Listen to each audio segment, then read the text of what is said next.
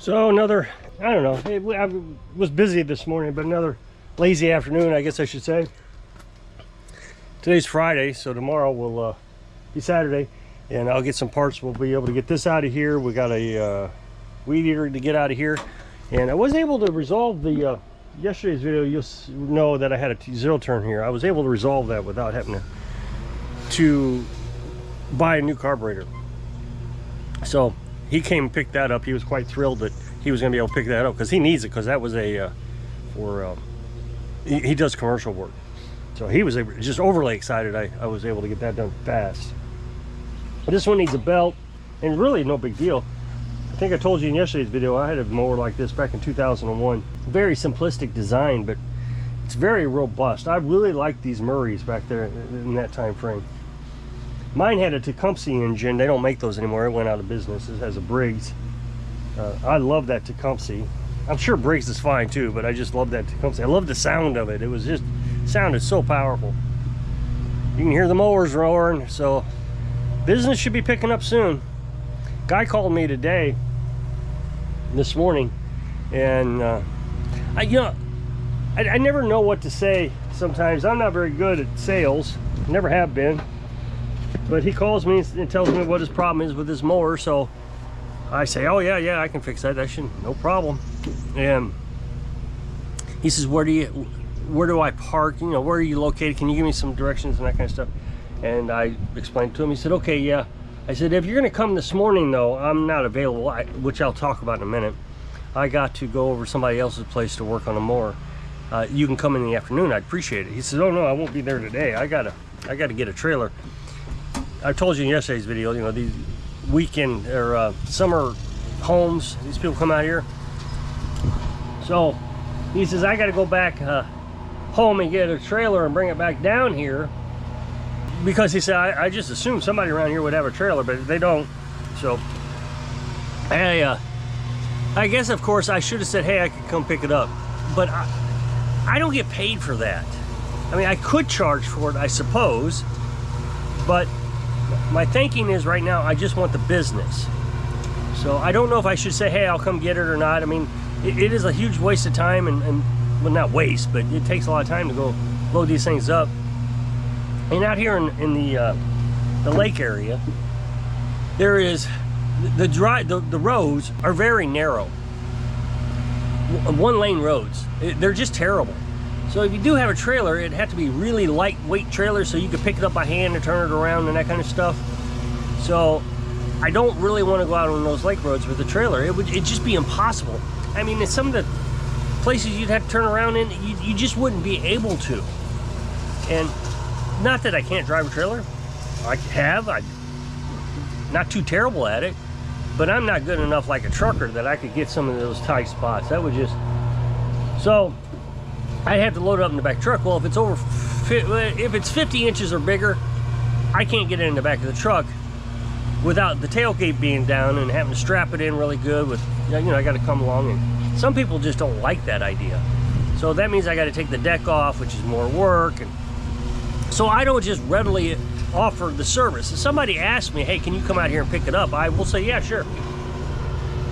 But if nobody asks, I don't volunteer, I guess is the point. But sometimes I think, well, maybe I should have asked. Like today, he says, well, as soon as I can get a trailer, I'll come out there. Well, I got the impression he was hoping that I would volunteer, but he didn't ask. So it seems to me, I'm the kind of guy, I just don't like talking to people. I'd rather not talk to people. I'd rather not call them if I don't have to. But if I do, I know I would ask, hey, do you do pickups? How much do you charge for pickups? You know, something like that. So I don't understand why they wouldn't do that. I know the post office driver, the guy, the mail delivery guy, he stopped by here once and said the same thing. You know, I got to get my truck running and I'll bring my lawnmower over and all that stuff. But he never hinted at, in any way at all, should I pick it up? It wasn't even a hint, but I got the impression after he left, oh, he wanted me to volunteer to come pick it up. I've never have gotten that lawnmower. He has never brought it over. He's never brought it up again. I've talked to him several times. Of course, he's always in a hurry because he's the mail delivery guy. So I don't know. I guess I should offer, but I don't want to get myself into having to, you know, everybody, where it's just the expectation. I know there was one guy who could have brought it to me, and he didn't. It's like the, you know, somebody with a weed eater wants me to pick up a weed eater. This guy wanted me to pick up a weed eater. I'm thinking, well, you can't bring the weed eater to me? I don't charge a lot anyway, so, you know, charging extra for all that. Now, if I do have to go to a location and I do work on it there, I do charge a minimum. Just to come out. The other day, there was a pressure washer. He wanted me to get it started for him. I got it started. I think he wanted me to take it back and work on it, but it didn't need work on it. It just needed a little starting fluid to get it going, and once it was going, it was going. So he says, how much I owe you? Of course, you know, we worked out a price. But I did some work. I charge based on work, not on the pickup. And I should charge, but I just know I won't get it right. So everything I Google and research tells me that when you're first starting up a business like this, you got to build a reputation. And reputation, building the reputation is more important than getting money. Once you get the reputation, then people will be willing to spend the money. So I'm kind of going on that philosophy. I told you in yesterday's video that Amazon has decided that, not Amazon, UPS has decided they don't want to deliver Amazon packages to this location anymore. I don't know if that's all the time or some of the time, but for the last several deliveries, they have not brought out, UPS has not brought out the package. What it is Amazon is dropping off the packages at the post office. Now, you know, we're in a very small community, so I'm sure they're not really that equipped to handle that kind of workload.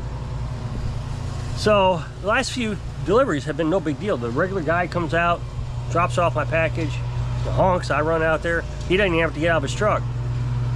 The guy with the mower, actually. So this morning, I needed to go off-site to work on a person's lawnmower, but I needed the part. The part I needed was a PTO, this thing right here, and it was coming in the mail. So Amazon dropped it off. You know, you can track this on the Amazon webpage. So I track it. So tracked it on the webpage, and he was late. It was late. He didn't even say out for delivery until 8:15 or something, 8:19, something like that. And usually they're out for delivery by 7:45. So, you know, he was a half hour late. Well, 9:30 rolled around and he hadn't showed up. I figured, well, he's going to be a little bit late, because 9:30 is about the latest he ever shows up. So I figured he's going to be a little bit late. So I waited until 10, and then I thought, okay, there's something wrong. It was out for delivery for, you know, what, an hour, 2 hours? 2 hours, I guess. Almost 2 hours, hour and 45 minutes.